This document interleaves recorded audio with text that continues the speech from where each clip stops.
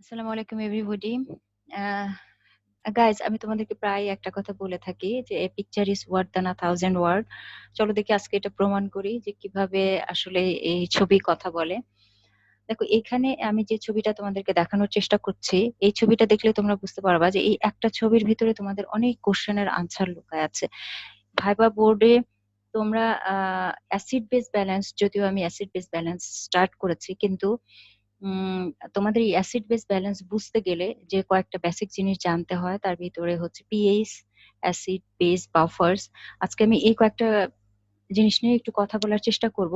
তো এই ছবিটা তোমরা একটু মনে রাখার চেষ্টা করো, এই ছবিটার ভিতরে কিন্তু অনেকগুলো ইনফরমেশন একই সাথে লুকায় আছে। এখানে খেয়াল করে দেখো যে আমার বডিতে নর্মাল পিএইচ কত, বডি পিএইচ নর্মাল কত, 7.35 থেকে 7.45। তোমাদেরকে যখন ভাইবা বলে জিজ্ঞাসা করা হয় যে আমার নর্মাল বডি পিএইচ কত, তখন টাস করে 7.4 বলে দিবা না। যদি তোমার কাছে এভারেজটা জানতে চাওয়া হয়, তাহলে তখনই শুধুমাত্র তুমি বলবা, আদারওয়াইজ তুমি সবসময় রেঞ্জ বলবা। আচ্ছা, এখন আরেকটা ইনফরমেশন দেখো, এই যে তুমি যখনই নর্মাল এই পিএইচটাকে নর্মাল রাখতে চাচ্ছ, এই এই রেঞ্জের ভিতরে রাখতে চাচ্ছ, তখন এই কাঁটাটার সোজাসুজি চলে আসো, তখন তোমাকে কি করতে হবে?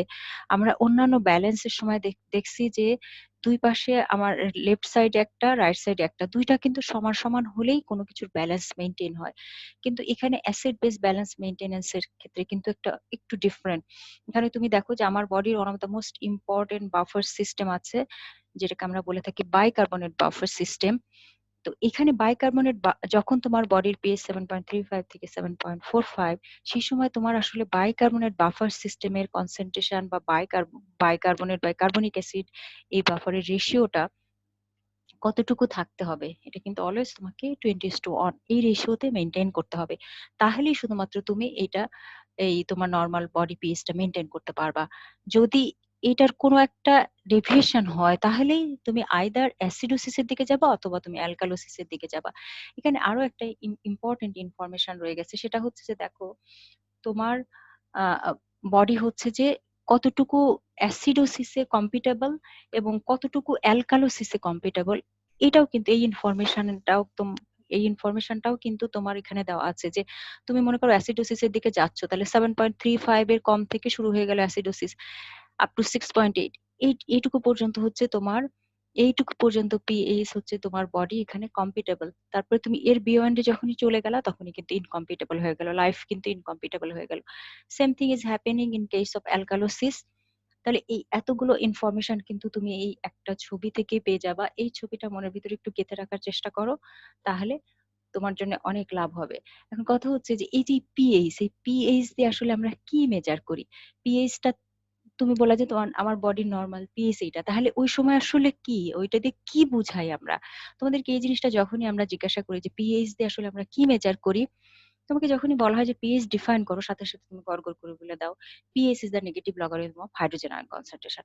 তাহলে এই যে দেখো, তোমার ডেফিনেশনের ভিতরেই কিন্তু তুমি বলে দিলা, কিন্তু তুমি এটা বলতেই পারো না যে পিএইচ দিয়ে আমরা হাইড্রোজেন আয়নের কনসেন্ট্রেশন মেজার করি। এখন হাইড্রোজেন আয়ন কনসেন্ট্রেশনের সাথে পিএইচ এর রিলেশনশিপটা কেমন, এটা আমরা আস্তে আস্তে ভিতরে যাই এবং এগুলো জানার চেষ্টা করি। তো আমাদের যেহেতু আমাদের এই বেসিক কয়েকটা জিনিস জানতে হবে, আমি যদি আগেই বলেছি অ্যাসিড বেস ব্যালেন্স বুঝতে গেলে আমার এই পিএইচ সম্পর্কে একটু জানতে হবে, অ্যাসিড বা বেস বাফার এগুলো জানতে হবে। তো চলো এগুলোই আমরা একটু জানার চেষ্টা করি। তো অ্যাসিড বেস ব্যালেন্স মেইনটেনেন্স মানে আসলে হচ্ছে তোমাকে তোমার এই বডির হাইড্রোজেন আয়নের কনসেন্ট্রেশনটা সবসময়ের জন্য মেনটেন করে যেতে হবে, রেগুলেট করে যেতে হবে। তোমার এই হাইড্রোজেন আয়নের কনসেন্ট্রেশনটা তুমি যদি প্রেসাইসলি রেগুলেট করতে পারো, তাহলেই বুঝবা যে you are in a acid base balance condition. এবং আমরা যেহেতু হিউম্যান বডি নিয়ে কাজ করি, তাহলে আমাকে অবশ্যই চিন্তা করতে হবে উইদিন আওয়ার বডি ফ্লুইড, আমার বডি ফ্লুইডের ভিতরে সবসময়ের জন্য এই হাইড্রোজেন আয়নের কনসেন্ট্রেশনটাকে স্ট্যাটিক রাখতে হবে বা রেগুলেট করে যেতে হবে। তোমার হাইড্রোজেন আয়ন তোমার বডি প্রডিউস করবে, তাহলে তোমার রিমুভাল প্রোডাকশন রেট যতটুকু, রিমুভাল রেটও ততটুকুই হতে হবে। তাহলে কিন্তু তুমি সবসময়ের জন্য এই ব্যালেন্সটা মেনটেন করতে পারবা। তাহলে এই তোমাদের মনে স্বভাবতই প্রশ্ন আসবে যে এই হাইড্রোজেন আয়ন জিনিসটাকে, আমি কিন্তু এর আগের দিন তোমাদেরকে সোডিয়াম হোমিওস্ট্যাসিসে বলেছিলাম, আয়ন মানেই হচ্ছে যে চার্জড পার্টিকেল। তাহলে এখানে খেয়াল করে দেখো, এই যে হাইড্রোজেনের উপরে একটা পজিটিভ চিহ্ন দেওয়া আছে, তার মানে এটা হচ্ছে পজিটিভলি চার্জ পার্টিকেল, তাহলে অবশ্যই এটা একটা আয়ন। তাহলে আসলে এই হাইড্রোজেন আয়নও বলি আমরা, এটাকে প্রোটনও বলি। কেন বলি এইবার একটু দেখে নাও। এখানে দেখো একটা হাইড্রোজেন অ্যাটমের ভিতরে একটা প্রোটন থাকে, একটা ইলেকট্রন থাকে। এখন যদি তুমি ইলেকট্রনটাকে রিমুভ করে দাও, তাহলে যে যে পার্টটা পেলা সেটাকেও আমরা হাইড্রোজেন আয়ন বা প্রোটন বলি। অথবা যদি একটা সিঙ্গেল ফ্রি প্রোটন, ইলেকট্রন বাদ দিয়ে একটা ফ্রি প্রোটন যদি রিলিজ হয়ে আসে এই হাইড্রোজেন অ্যাটম থেকে, সেটাকেও আমরা হাইড্রোজেন আয়ন বলি, বা in other words we can say প্রোটনও বলি। দেখবা যে আমরা হাইড্রোজেন আয়ন প্রোটন এটা সিনোনিমাসলি ইউজ করব।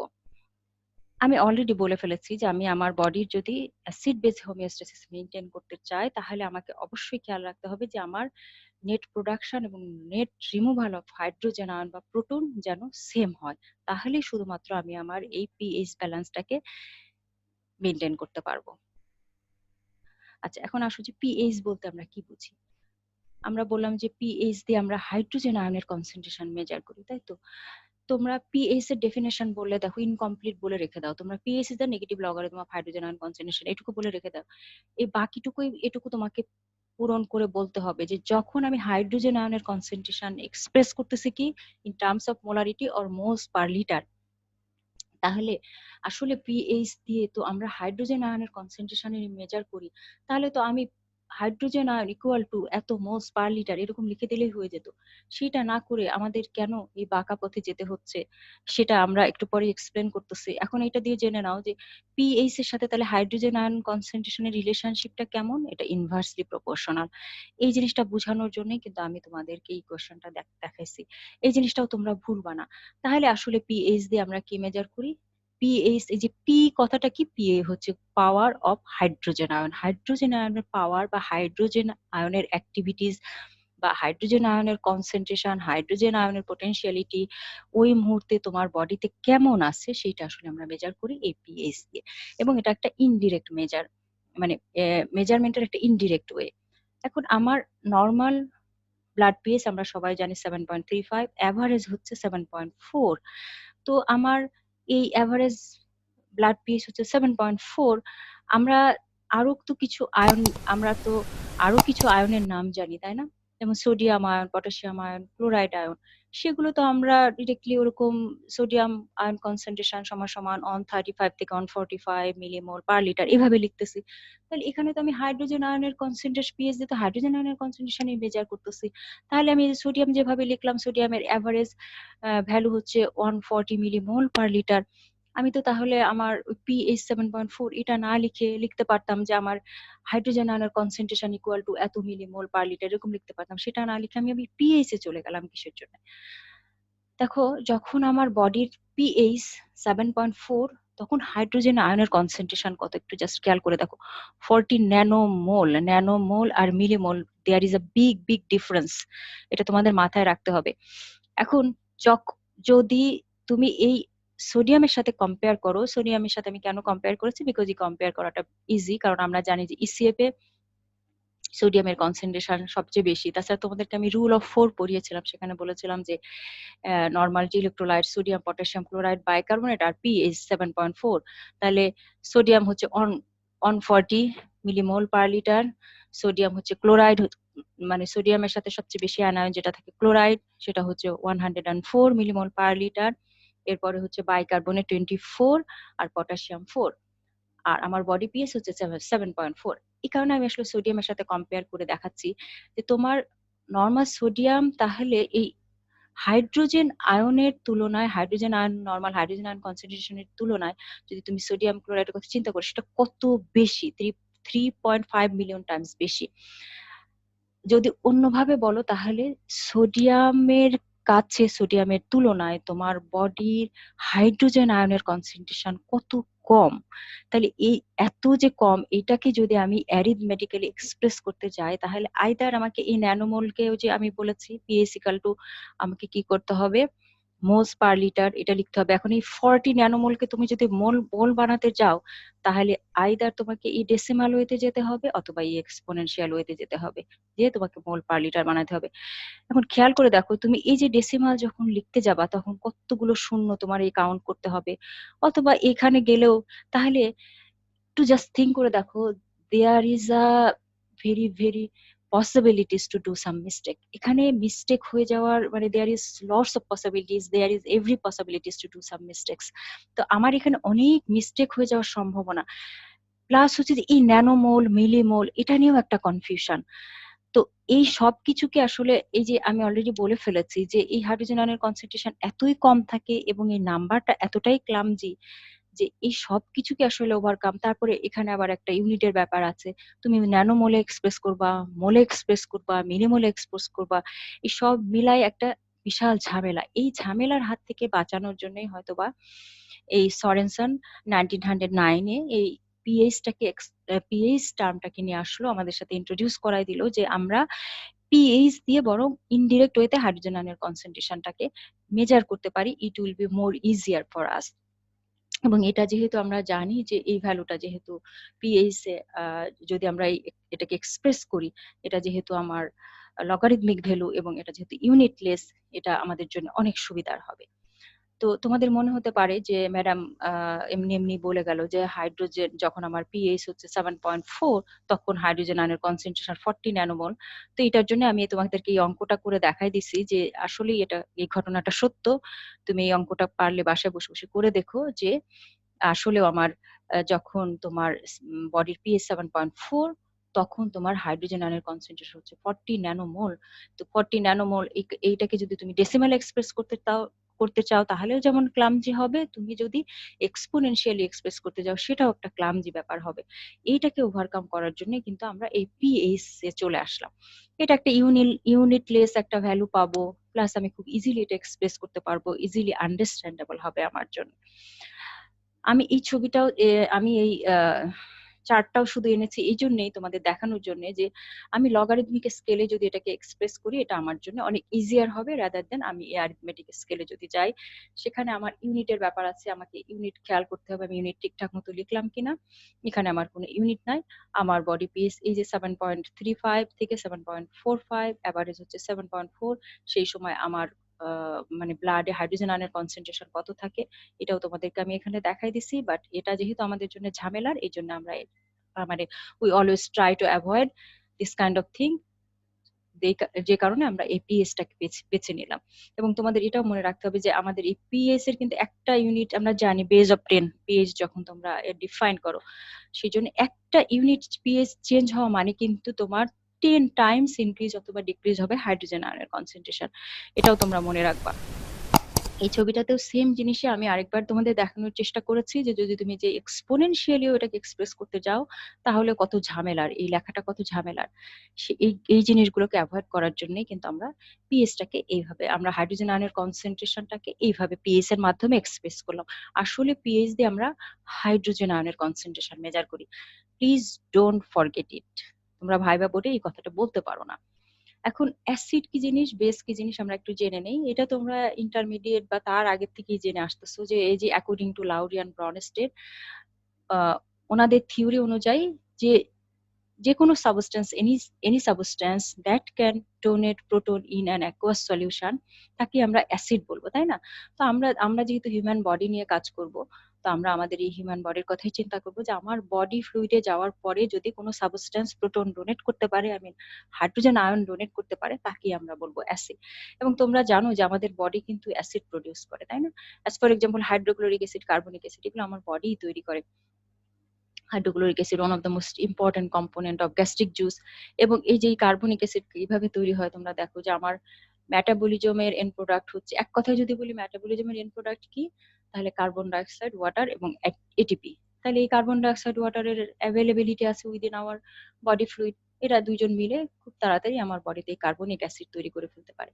এখন কথা হচ্ছে যে আমার বডির কোন অ্যাসিড গুলো উইক অ্যাসিড আর কোন অ্যাসিড গুলো হচ্ছে স্ট্রং অ্যাসিড, এটা কার উপরে ডিপেন্ড করে আমরা ডিসাইড করি?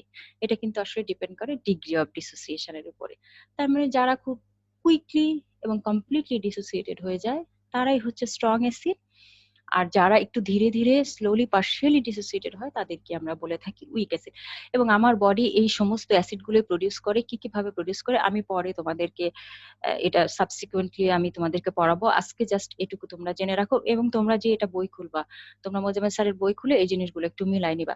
তার মানে দেখো আমরা তোমাদেরকে যখন পড়িয়েছিলাম যে তোমার হচ্ছে যে ফ্যাটি অ্যাসিড, তারপরে হচ্ছে অ্যামাইনো অ্যাসিড, ওগুলোর কথা তুমি চিন্তা করে দেখো যে কোনো মলিকুলে যদি হাইড্রোজেন অ্যাটম থাকে এবং সে যদি সেখান থেকে এই প্রোটনটাকে ডোনেট করতে পারে in a solution, I mean aqueous সলিউশনে, তাহলে তাকেই কিন্তু আমরা কি বলবো, অ্যাসিড বলবো।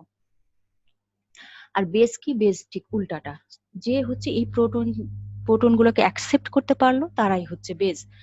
অ্যাজ ফর এক্সাম্পল এই যে বাইকার্বনেট পার্টটা, তারপরে অ্যামোনিয়া পরে এই একটা প্রোটনকে অ্যাকসেপ্ট করে অ্যামোনিয়াম হয়ে যায়। তাহলে এই অ্যাসিড এবং বেজের ভিতরে ডিফারেন্স, অ্যাসিড এবং এর কনজুগেট বেজের ভিতরে ডিফারেন্স কিন্তু একটাই, অ্যাসিডে হচ্ছে প্রোটন থাকবে আর বেজে প্রোটন থাকবে না। এই কনজুগেট বেজ এটাও তোমাদের পরীক্ষাতে খুবই ধরা হয়। তো একটু পরে আমি তোমাদেরকে ছবিতে দেখাচ্ছি, খেয়াল করে দেখো যে এই যে তোমার কি ছিল, কার্বনিক অ্যাসিড ছিল। কার্বনিক অ্যাসিড যখনই প্রোটন ডোনেট করে ফেললো, প্রোটন ডোনেট করার পরে তার যে এই যে ইলেকট্রোনেগেটিভ যে পার্টটা থেকে গেল, এটাই কিন্তু conjugate base of what, conjugate base of carbonic acid, ওই করসপন্ডিং অ্যাসিডের কনজুগেট বেজ। স্ট্রং বেজও স্ট্রং বেজ, উইক বেজ, এটাও অনেকটা ওইরকম স্ট্রং অ্যাসিড উইক অ্যাসিডের মতোই, যে যে হচ্ছে যে খুব তাড়াতাড়ি তোমার সলিউশন থেকে প্রোটন গুলোকে রিমুভ করে দিতে পারে বা অ্যাকসেপ্ট করতে পারে, তাদেরকে আমরা স্ট্রং বেজ বলবো। আর যারা একটু স্লোলি করবে তাদেরকে আমরা হচ্ছে যে উইক বেজ বলবো। কনজুগেট বেজ কি জিনিস আমি অলরেডি তোমাদেরকে বলে ফেলেছি। এখন ছবির মাধ্যমে তোমরা দেখো, এই যে যেমন মনে করো as for example hydrochloric acid. Hydrochloric acid এখানে যেহেতু যে একটা হাইড্রোজেন আছে, তার মানে সে প্রোটন ডোনেট করতে পারবে। প্রোটন ডোনেট করার পরে তার যে ইলেকট্রোনেগেটিভ পার্টটা থেকে গেল, এইটাই হচ্ছে তাহলে এই হাইড্রোক্লোরিক অ্যাসিডের কনজুগেট বেস, তাই না? আরেকটা কথা আসে, সেটা হলো conjugate acid of a base. Conjugate acid of a বেসটা তাহলে কি? এখানে উল্টাটা চিন্তা করো, সেটা হলো যে এই হাইড্রোক্লোরিক, যদি এই হাইড্রোক্লোরিক অ্যাসিডের মানে হাইড্রোক্লোরিক অ্যাসিড যে conjugate acid of chloride base, মানে কি, মানে যখনই তুমি এই ক্লোরাইড বেজের সাথে এইটা লাগাই দিবা, হাইড্রোজেনটাকে লাগাই দিবা, প্রোটনটাকে লাগাই দিবা, তখনই সে কি হয়ে যাবে, আবার সেই হাইড্রোক্লোরিক অ্যাসিডে কনভার্ট হবে মানে acid form by a base after accepting proton. তার মানে আমার কনজুগেট অ্যাসিড অফ বেস, তারপরে হচ্ছে যে কনজুগেট বেস, এগুলো একটু ভাইস ভার্সা টাইপের। আচ্ছা, আরেকটা জেনারেল রুল আছে, সেটা হচ্ছে যে আমরা সবসময় জানি যে স্ট্রং অ্যাসিড গুলোর বেসটা সাধারণত হয় উইক, আর উইক অ্যাসিড গুলোর বেস গুলো হয় সাধারণত স্ট্রং। তাহলে তোমাদেরকে এখানে দেখানো হয়েছে যে এই যে ইনক্রিজিং অ্যাসিড স্ট্রেংথ, মানে এই যেগুলোর হচ্ছে যে যে অ্যাসিড গুলো স্ট্রং হবে তাদের বেস গুলো অবশ্যই উইক হবে। আর এই নিচের দিকে দেখানো হয়েছে increasing base of strength, increasing base strength, মানে কি এই নিচের দিকে যাচ্ছে, এখানে তাদের বেজের স্ট্রেংথ গুলো কিন্তু বেড়ে যাচ্ছে। তার মানে এরা হচ্ছে নিচের দিকে, যত নিচের দিকে আসবে এইগুলো হচ্ছে স্ট্রং বেজ, আর এগুলো হচ্ছে উইকেস্ট, এখানে হচ্ছে উইক বেস, এগুলো হচ্ছে অল আর উইক বেস। এখন অ্যালকালি কি জিনিস? অ্যালকালিটা হচ্ছে যে আমরা জানি যে মেটালিক হাইড্রোক্সাইড সাজে সোডিয়াম হাইড্রোক্সাইড, পটাশিয়াম হাইড্রোক্সাইড, এদেরকে আমরা কমনলি অ্যালকালি বলে থাকি। যদিও এরা ওই কমন রুল ফলো করে না, বেজের মতো কমন রুল ফলো করে না। মানে কনজুগেট বেজে যেটা হয় যে তুমি প্রোটনকে ওর সাথে লাগাই দিলে সে করসপন্ডিং অ্যাসিড তৈরি করে ফেলে, কিন্তু এই অ্যালকালির ক্ষেত্রে সেই ঘটনাটা ঘটে না। কিন্তু এখানে যেটা আমরা সুবিধা পাই সেটা হচ্ছে যে তুমি যদি এই সোডিয়াম হাইড্রোক্সাইড, পটাশিয়াম হাইড্রোক্সাইডকে তোমার বডি ফ্লুইডের ভিতরে দিয়ে দাও, তাহলে কি করবে, সে ডিসোসিয়েট হয়ে যাবে, ডিসোসিয়েট হয়ে সোডিয়াম আয়ন আর এই হাইড্রক্সিল আয়ন তৈরি করবে। তো এই হাইড্রক্সিল আয়নটা আমার জন্য খুবই দরকার, মানে we are concern about this hydroxyl ion. Hydroxyl ion কি করবে, আমার বডিতে যদি এক্সেস প্রোটন থাকে, সেই এক্সেস প্রোটন গুলোকে এই হাইড্রক্সিল আয়নের সাথে কি করবে, বাইন্ড করে আলটিমেটলি ওয়াটারে কনভার্ট করে দেবে। আচ্ছা, এখন বাফার কি জিনিস? তোমরা এই জিনিসটা নিয়েও খুবই কনফিউজড করো, সেটা হচ্ছে যে বাফার নিয়ে আমি এই জিনিসটা সুন্দর করে আজকে এক্সপ্লেন করবো, এটা তোমরা ভুল করবে না। তোমাদেরকে যখনই জিজ্ঞাসা করি বাফার ডিফাইন করো, গড় গড় করে মুখস্থ বলো, যেই মুহূর্তে জিজ্ঞাসা করি বাফারের কম্পোনেন্ট কয়টা কয়টা, তখন আর বলতে পারো না। তোমাদেরকে অবশ্যই এটা মনে রাখতে হবে যে বাফারের অবশ্যই দুইটা কম্পোনেন্ট থাকতে হবে। এই যেখানে দেখো কার্বনিক অ্যাসিড, বাইকার্বনেট, এই বাফার মানেই তার দুইটা কম্পোনেন্ট থাকতে হবে। তাহলে বাফার হচ্ছে একটা মিক্সচার, তাহলে মিক্সচার কখনো তো একা হবে না। অ্যাটলিস্ট ২ টা কম্পোনেন্ট তার থাকতেই হবে। তাহলে প্রত্যেকটা বাফারের কিন্তু দেখবে ২ টা করে কম্পোনেন্ট আছে। আমি বাফার নিয়ে তোমাদেরকে যখন আমি অ্যাসিড বেস ব্যালেন্স পড়তে যাব, first line of defence, second, third এরকম আসবে যখন, তখন তো ডিটেইলস পড়াবোই। এখন শুধু তোমাদেরকে এই ওয়ার্ড গুলোর সাথে পরিচয় করায় দিয়ে যাচ্ছি। তাহলে বাফারটা কি? বাফারটা হচ্ছে মিক্সচার। কার মিক্সচার? এখানে দেখো এই যে কার্বনিক অ্যাসিড একটা week acid with its conjugate base, এর কনজুগেট বেস হচ্ছে বাইকার্বনেট, তাই তো? এইটা কি করতে পারে? বাফার যদি তোমার বডির ভিতরে থাকে তাহলে কি সুবিধা, কি লাভটা পাই? এইটা কি করতে পারে? It can resist change of pH.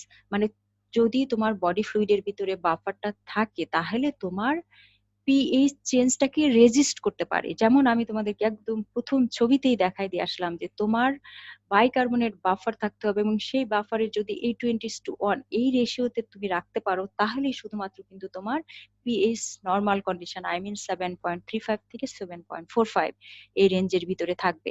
তার মানে কি এই বাফারের ২ টা কম্পোনেন্ট কি কাজ করবে? যে তুমি যদি তোমার সলিউশনে মানে বডির ভিতরে বাফার থাকে তাহলে সে, তুমি বডির ভিতরে আইদার অ্যাসিড অ্যাড করো অথবা বেজ অ্যাড করো, যাই অ্যাড করো না কেন, সে কি করবে? রেজিস্ট করবে চেঞ্জ অফ পিএইচ, মানে পিএইচটাকে সে স্ট্যাটিক রাখবে, পিএইচটাকে চেঞ্জ হতে দিবে না। তো এই কাজটা সে কিভাবে করে এবার আমরা চলো দেখি। মনে করো তোমার বডির ভিতরে প্রোটনের কনসেন্ট্রেশন বেড়ে গেছে, তখন তাহলে কোন পার্টটা আগায় আসবে? তখন এই বাইকার্বনেট পার্টটা মানে কনজুগেট বেসটা আগায় আসবে। ও এসে কি করলো? তখন এই প্রোটনটাকে বাইন্ড করে ফেললো। বাইন্ড করে কি তৈরি করে ফেললো? কার্বনিক অ্যাসিড তৈরি করে ফেললো। কার্বনিক অ্যাসিড কি হবে? কার্বনিক অ্যাসিড কিন্তু ইমিডিয়েটলি ডিসোসিয়েটেড হয়ে কার্বন ডাইঅক্সাইড এবং ওয়াটারে কনভার্ট হয়ে যাবে। তাহলে এই কার্বন ডাইঅক্সাইডটা কি হবে? আমাদের রেসপিরেটরি সিস্টেমের মাধ্যমে বের হয়ে যাবে। তাহলে আমার আমার কি হলো? আমার পিএইচ এ তাহলে কোনো চেঞ্জ হলো না। অন দ্য আদার হ্যান্ড তুমি চিন্তা করে দেখো, আমার বডিতে এই যে হাইড্রক্সিল, মনে করো সোডিয়াম হাইড্রক্সাইড দেওয়া হয়েছে, তখন তোমার এই হাইড্রক্সিলের পরিমাণ মানে অ্যালকালির পরিমাণ বা বেজের পরিমাণ তোমার বেড়ে গেছে। আমরা বলেছি হাইড্রক্সিল গ্রুপটা হচ্ছে স্ট্রং বেজ, এটার পরিমাণ বেড়ে গেছে। তখন কি হবে? তখন দেখো, তখন কিন্তু এই যে এই এটা কিন্তু রিভার্স এইদিকেও হতে পারে। তাহলে এই কার্বনিক অ্যাসিড তখন কি করবে? প্রোটন ডোনেট করে দিবে। এই যে প্রোটনটা তখন এসে এর সাথে লাগবে, লেগে তখন এই যে ওয়াটারে কনভার্ট করে দিবে। তাহলে এইভাবে নিউট্রালাইজ করে ফেলবে। তাহলে দেখো একটা বাফার কি করে? বাফার দুই দিকেই কাজ করতে পারে। এই জন্য তোমার বডির ভিতরে তুমি অ্যাসিড অ্যাড করো অথবা বেজ অ্যাড করো, বাট সেটা অবশ্যই ইন মডারেশনে থাকতে হবে, মানে মডারেট অ্যামাউন্ট হতে হবে। তুমি যদি এখন অ্যাড করতেই থাকো, একটা লিমিটের পরে তো এটা আর মানে এটাকে নিউট্রালাইজ করতে পারবে না। আরেকটা জিনিস তোমাদের মনে রাখতে হবে, সেটা হচ্ছে যে বাফার কিন্তু কখনোই আমার বডি থেকে অ্যাসিড অথবা বেজেস কোনোটাই রিমুভ করে দিতে পারে না। এটা টেম্পোরারিলি টাই আপ করে রাখে, টেম্পোরারি বেঁধে রাখে। আমাদের মূল কনসার্ন কি ছিল? মূল কনসার্ন ছিল এই প্রোটনকে নিয়ে। তোমার বডিতে প্রোটন হাইড্রোজেন আয়নের কনসেন্ট্রেশন বেড়ে গেছে, তাহলে তখন কি করবে? তাড়াতাড়ি করে আমরা এই বাইকার্বনেট চলে আসবে, বাইকার্বনেট এসে এটাকে টাই আপ করে কি করলো? কার্বনিক অ্যাসিড বানাই দিল, এরপরে কার্বন ডাইঅক্সাইড ওয়াটারে কনভার্ট করে দিল। এইভাবে যদি কোনো কারণে তোমার বডির ভিতরে এরকম বেস বেড়ে যায়, তাড়াতাড়ি করে তখন এ প্রোটন ডোনেট করে দিবে, প্রোটনে সেটাকে নিউট্রালাইজ করে ওয়াটার বানাই দিবে। তাহলে টেম্পোরারিলি তোমার অ্যাসিড বা বেস কোনোটাই বেড়ে গেল না। তার মানে কি? তোমার পিএইচটা স্ট্যাটিক থাকলো। যেটা ছিল আমাদের আলটিমেট উদ্দেশ্য, যে আমি আমার বডির পিএইচটাকে সবসময় কনস্ট্যান্ট রাখবো। তাহলে বাফার কিন্তু সেই কাজটাই করে। তোমরা এই বাফার নিয়ে এই কনফিউশনে যেন মানে ভুগো না। এখানে আমি আরো একবার তোমাদেরকে দেখাই দিচ্ছি, এবং বাইকার্বনেট বাফার সিস্টেম কেন হচ্ছে এত ইম্পর্টেন্ট বাফার সিস্টেম, এই জিনিসগুলো আমি পরে তোমাদেরকে সাবসিকুয়েন্টলি এক্সপ্লেইন করব, যখন আমি এই অ্যাসিড বেস ব্যালেন্সটা পড়াবো, যে আমাদের ৩টা যে ইম্পর্টেন্ট সিস্টেম আছে যারা এসে কাজ করে আসলে আমার এই অ্যাসিড বেস ব্যালেন্সটা মেনটেন করে। So thank you very much for watching me.